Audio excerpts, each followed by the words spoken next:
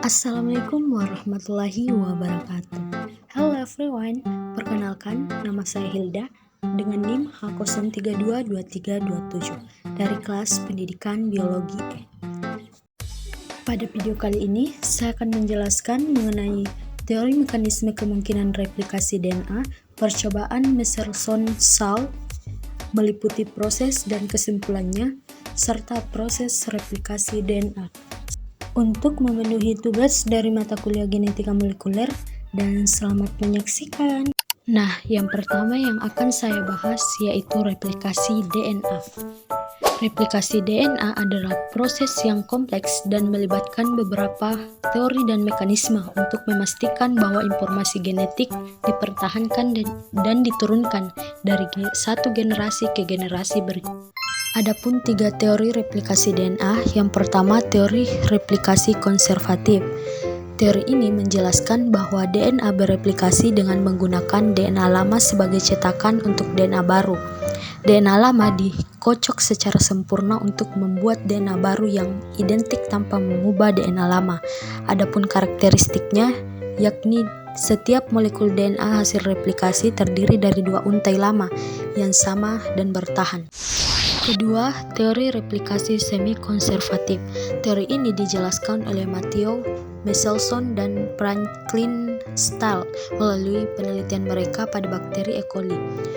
Pada teori ini, untaian ganda DNA terpisah dan setiap untai digunakan sebagai cetakan untuk membentuk untaian baru yang komplementer.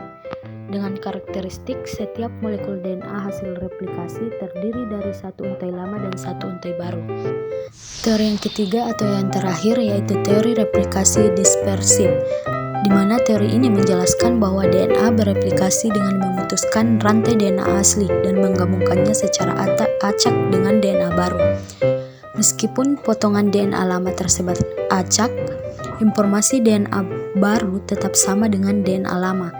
Karakteristik dari teori ini yakni tidak umum digunakan dalam biologi molekuler karena tidak sesuai dengan data eksperimental yang ada. Replikasi DNA melibatkan beberapa enzim dan protein yang bekerja sama. Beberapa enzim utama yang terlibat dalam replikasi DNA, yang pertama yaitu helikase, yang akan membuka heliks DNA dengan memutus ikatan hidrogen antar pasang basa melalui garpu replikasi.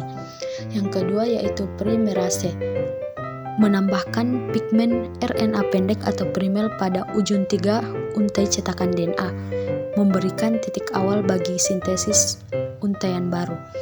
Yang ketiga yaitu DNA polimerase, yang akan menambahkan nukleotida pada ujung tiga untaian baru melalui pasangan basa pada untai cetakan.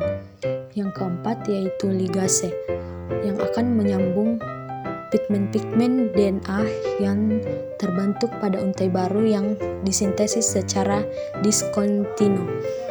Dan yang terakhir yaitu topoisomerase, yang akan mengurangi tekanan pada heliks DNA akibat pemutaran untai-untaiannya selama replikasi.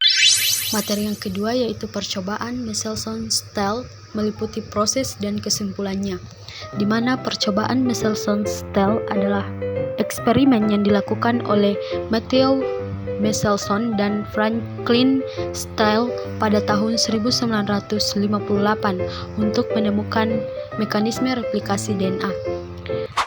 Adapun prosesnya yang pertama yaitu penggunaan isotop Adapun proses percobaannya yang pertama penggunaan isotop nitrogen, di mana Meselson dan Stahl menggunakan isotop nitrogen 15 sebagai pengganti nitrogen 14 dalam medium nutrisi bakteri E. coli, di mana bakteri E. coli dibiarkan selama beberapa generasi dalam medium yang mengandung 15 nitrogen, sehingga DNA bakteri tersebut mengandung 15 N atau nitrogen. Yang kedua, ekstraksi DNA.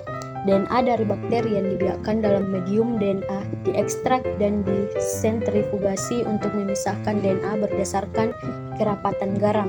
Hasilnya menunjukkan bahwa DNA dari bakteri tersebut memiliki kerapatan yang lebih tinggi karena mengandung 15 nitrogen. Yang ketiga, pembelahan diri dari medium 14 nitrogen. Sel E. coli yang hanya mengandung 15 nitrogen dalam DNA-nya, kemudian dimasukkan kembali ke dalam medium yang mengandung 15 nitrogen dan dapat dibolehkan untuk memisahkan diri hanya sekali. Hasilnya menunjukkan bahwa DNA dari sel-sel yang hanya membelah diri dalam medium 14 nitrogen memiliki kerapatan antara, sedangkan DNA dari sel-sel yang separuhnya dibiarkan dalam medium 14 nitrogen memiliki kerapatan yang lebih rendah. Kesimpulan dari percobaan ini menunjukkan bahwa replikasi DNA berlangsung secara semi-konservatif. Artinya, setiap molekul DNA hasil replikasi terdiri dari satu untai yang berasal dari DNA asli dan satu untai yang disintesis baru. Hal ini terlihat dari kemunculan DNA dengan kerapatan antara yang menunjukkan bahwa satu untai DNA masih mengandung 15 nitrogen sementara untai lainnya mengandung 14 nitrogen. Materi yang terakhir yaitu proses replikasi DNA. Proses ini melibatkan beberapa langkah, diantaranya yang pertama identifikasi lokasi awal replikasi atau asal-usul replikasi adalah titik di mana replikasi DNA dimulai. Lokasi ini biasanya terletak pada daerah yang memiliki banyak pasang basa timin dan adenin. Yang kedua, penguraian DNA ganda ke rantai tunggal di mana enzim helikase membuka ikatan hidrogen antar pasang basa pada DNA rantai ganda, memisahkan kedua rantai menjadi rantai tunggal. Hal ini membentuk cetakan awal untuk proses replikasi. Yang ketiga, pembentukan garpu replikasi. Setelah rantai DNA ganda terpisah, enzim helikase terus membuka heliks DNA, membentuk garpu replikasi. Protein perikatan beruntai tunggal menstabilkan DNA induk yang terbuka dan juga mencegahnya bersatu kembali. Yang keempat, inisiasi replikasi. Enzim polimerase menambahkan primer RNA pendek pada ujung 3 membuka cetakan DNA. Primer ini digunakan sebagai titik awal bagi sintesis untaian baru. Enzim DNA polimerase kemudian menggantikan RNA primer dengan DNA. Yang kelima, elongasi DNA baru.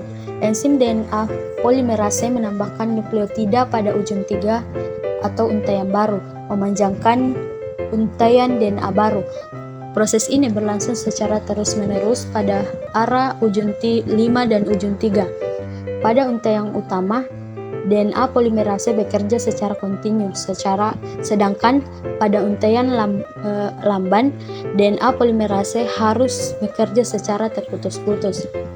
Yang keenam, penyambungan fragmen Okazaki. Enzim DNA ligase menyambung fragmen-fragmen DNA Okazaki menjadi untaian yang lengkap. Hal ini memastikan bahwa untai DNA baru tidak terputus. Dan yang terakhir, pembentukan mendorong replikasi. Lokasi sintesis DNA dikenal sebagai gelembung replikasi. Proses ini harus berlangsung hingga seluruh DNA telah direplikasi. Pada sel eukariot, gelembung replikasi dapat terbentuk ratusan hingga ribuan dan kemudian menyatu untuk mempercepat penyalingan DNA yang sangat panjang.